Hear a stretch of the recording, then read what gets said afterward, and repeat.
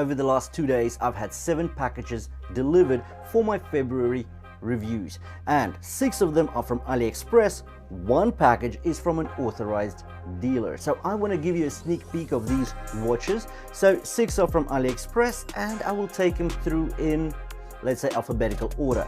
So first we'll talk about an Addis Dive, then we'll talk about a Cadisen, then we'll talk about a mysterious code, and then 2 Pagani designs, and then a Tandorio. And we'll finish off with this mystery watch from an authorized dealer at the end of the video. So now I really want to tell you about these watches just so you can preview them, and then we can get into the details as we get on through the month. I've also left the links to the listings I got these watches from in the description below the video, so check them out. If you really did like the watch before the full and comprehensive review comes out, you can still get it at a very sharp price. Now, all these links are affiliate links, so if you do make a qualified purchase, I will get some kickback from the shops on AliExpress. It won't cost you anything, but it does help me get some commission so I can actually buy these watches in and review them for you. So let's do it. Let's get in there.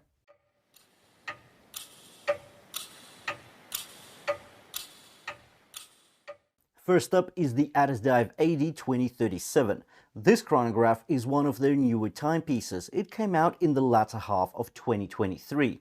Initially it was sold just north of $100, but now it's readily available at around the $50 to $55 mark, and that appears to be the sweet spot for visually stunning pieces. This one gets some cherries, but also a few shortcuts. I guess they're priced in though. Firstly, it features Seiko VK64, that's a mecha quartz chronograph movement with 0.2 seconds accuracy. The Panda look with the piano black dial and silver subdials staring up at you are truly handsome. The 38mm case diameter also hits the sizing sweet spot. We get a vintage inspired domed crystal, yet it's mineral crystal. There's a tan leather strap, and that complements the watch pretty well. But possibly a black strap would be great as well, because that would go in line with the dial. The chromed Roman numerals and sword hands look stunning here. This is definitely a looker. And I'll tell you one thing, the renders on AliExpress look great, but those renders actually don't do it justice at all. Now for number 2, let's look at the Cadisen. By the way, I do enjoy Caddy's packaging, simple yet robust and stylish. It's a minor detail, but it's the small things, right? The fabric cleaning cloth is actually stowed away in a plastic enclosure, and that is just so neat. And the rest of the contents of their packagings are also minimalistic, like this little warranty card, this little card. It's just nice. Now, I've actually been looking at this caddy for quite a bit of time, but it cost somewhere around the $70 to $80. It came out around the first half of 2023, and I was waiting for the price to drop. And finally, we can get them in for about $60. And this is an Aqua Racer Homage, and I think it's just done so well. This blue dial is stunning. Love it. Cadisen does follow through with a great homage. Visual appeal is spectacular, in my humble opinion, of course. The sunburst blue and yard floorboard dial pattern is rich, and the deep shade of royal blue is simply captivating to look at.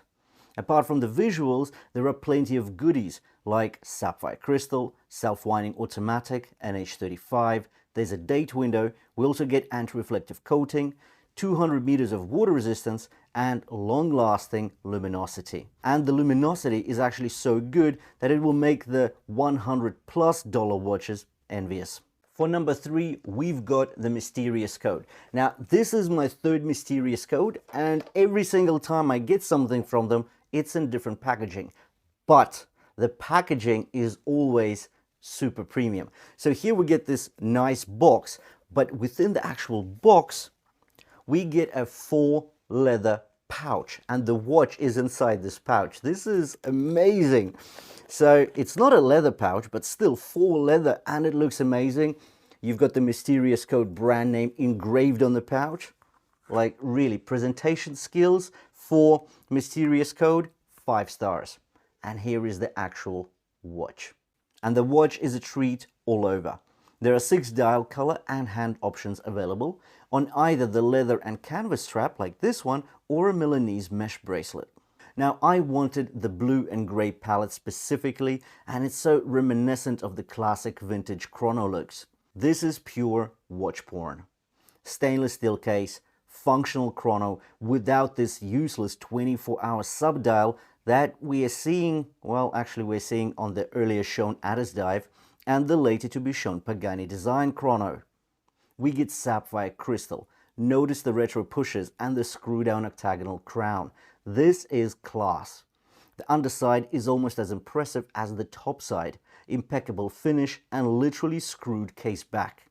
The laser engraved cursive text is stylized for the vintage period calligraphy look. So I am in love with this watch and I will be looking forward to the review myself. For number 4 and 5, let's delve into the two Pagani designs. First up is another Panda Chrono, and yes, a vintage look is the trend. This must be a seasonal thing for me. 39mm diameter of the stainless steel case, 3 subdials for a symmetrical look, white on navy blue and the orange accents on the 3 and 9 o'clock, and the seconds pointer.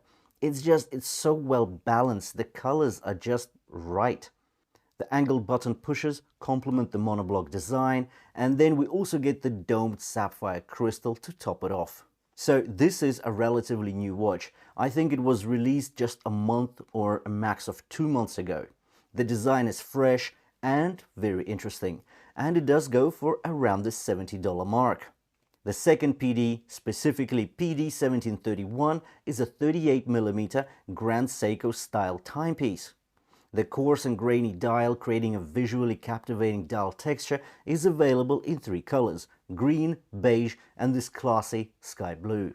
The watch is ultimate value in my eyes. We are looking at $30 for a stainless steel case and bracelet, sapphire crystal with anti-reflective coating, 100 meters of water resistance, and Japanese VH31 Mecha Quartz powering it on. For number 6, welcome the 39mm Flieger, in fact a classic Laco style pilot watch with the distinctive contrasting printed indices on a dark dial.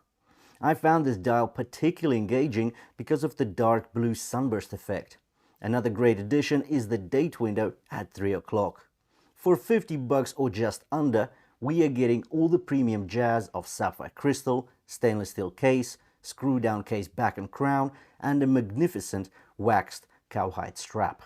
Now let's swipe away the Chinese micro brands and actually look at a traditional watchmaker. Well, it's not really traditional, it's also Japanese. This is a Casio watch, but I think it is really value packed. So this is the 35mm Casio MTP B145D. And don't you just love how Chinese micro brands are not supposed to homage anything, but the traditional watch brands can.